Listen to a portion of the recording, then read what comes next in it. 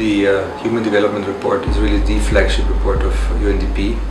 Has been issued for the last 20 years and has really changed the development paradigm into one of human development. And the key message of human development is that development is not only about economic growth, but it's about expanding people's choices.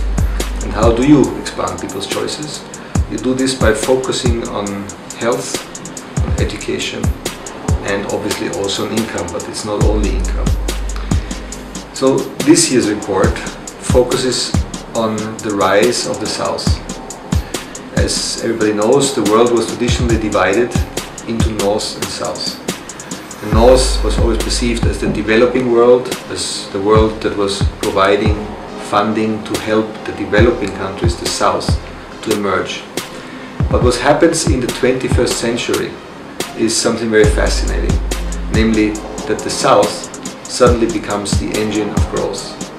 Now it is the South that pulls people with their own growth out of poverty. Millions and millions of people are pulled out of poverty, education is provided, health is provided, which means that very astonishing development gains come from these trends.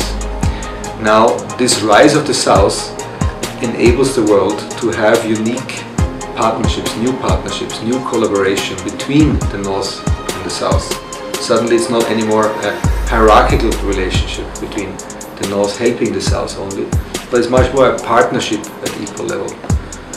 The North can provide trade, the North can provide technology, but most of the capital suddenly sits in the South.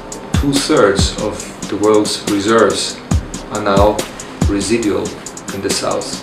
So the North is very much looking towards the South to provide investments for sustaining growth.